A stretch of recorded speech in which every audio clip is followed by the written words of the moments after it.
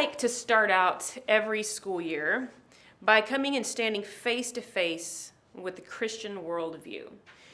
So, at any time, if you feel like this class or this lecture is not for you, then please feel free to excuse yourselves. Here's the declaration I would like to make. God is an illusion. The plan of salvation is a delusion. And Christianity, if you will, in my opinion, is lethally dangerous nonsense. Science is our greatest body of knowledge, and its logic shows us with absolute clarity that belief in the Bible and its foundation of faith in Jesus is merely a person convincing himself to believe in something that does not exist. Christian, this is your reality exposed. Reality? No.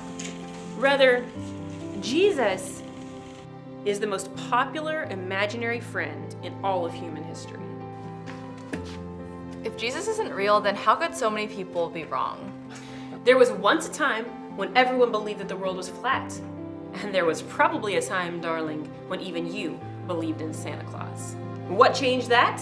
Evolution of thinking and the truth.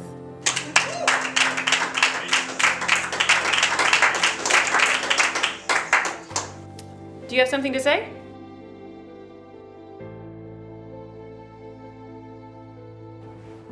Professor, what I'm about to say, I mean in the most sincere way possible. You're an atheist, correct? Yes, I am.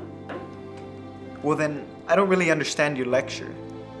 What I do understand is you, as an atheist, and everyone else in this room, is searching for God, even without knowing it.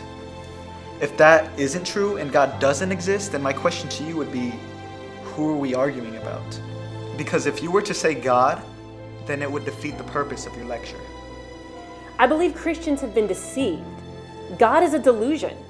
And as a result, Jesus has become the world's most popular imaginary friend. Professor, whether you believe in the Bible or not, Jesus is not the world's most popular imaginary friend. History itself proves that Jesus Christ is the most influential person to ever walk the face of this earth. Influential, yes, but if he is the Son of God, and if God is love, like all you Christians claim that he is, then why is there so much evil in the world? I don't think that question disproves God's existence more than it actually proves it.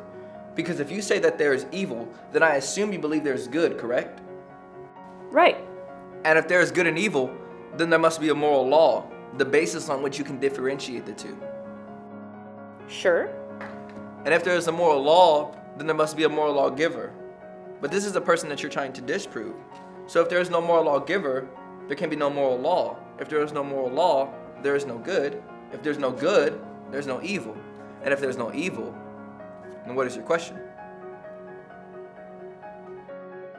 How can you be so certain that there is a God? There is no absolute truth. Are you sure? Yes. Are you absolutely sure? Because if you were to say yes, that would be self-defeating. How can you say there's no absolute truth and yet at the same time be absolutely sure?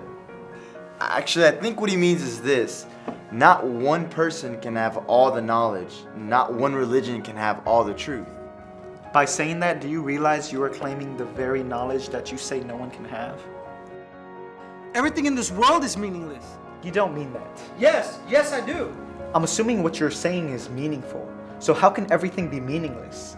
If everything in life is meaningless, then what you just said means nothing. You all do realize that it actually takes more faith to not believe in God than it does to believe in him. How so?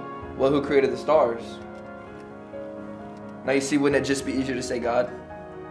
Everything in existence is a cause of evolution or evolving. If not, how do you explain so many different types of races, nationalities, languages, and colors? I think you're asking the wrong question, because what you're implying is that there are things within this universe that simply evolved from nothing, that they just came into existence.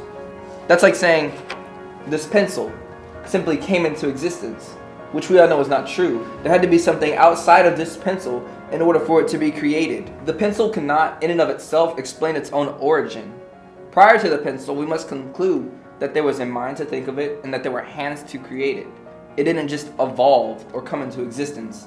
Logically, the question then becomes not how did we get so many different types of pencils, shapes, sizes, and colors, but who created the pencil to begin with?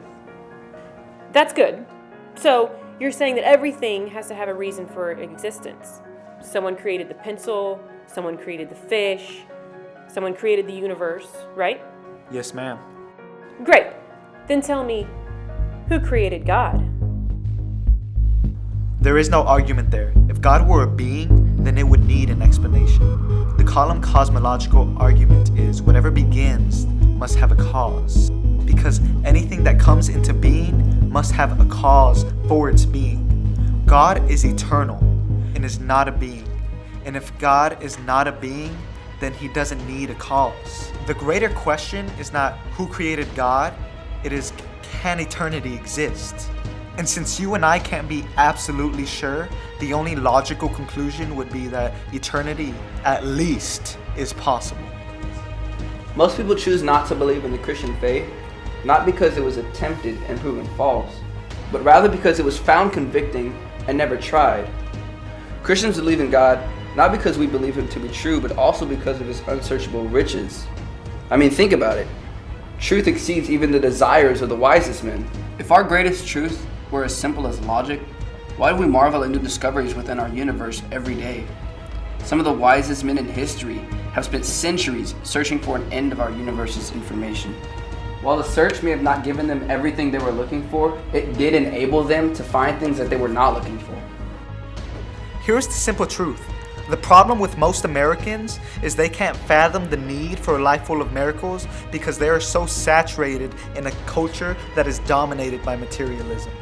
The truth is, we don't reject Christ's existence. We have too much reliable evidence for that. The truth is, we reject Christ because of his outrageous call for men to die. If Christ's objective is for us to put to death our own desires and become selfless so that we can save the broken, what need do we have to be like him if our only concern is for ourselves? Examine yourselves. Reevaluate your belief systems. You just might see that the more someone tries to disprove facts, the more that it proves them true. The truth is, if there was no God, there would be no atheists. Just as if there were no objections, there would be no protesters. If you've never been to Saudi Arabia, it doesn't mean that it doesn't exist. It just means you're one choice away from your own personal experience. Okay, that'll be all. Class dismissed.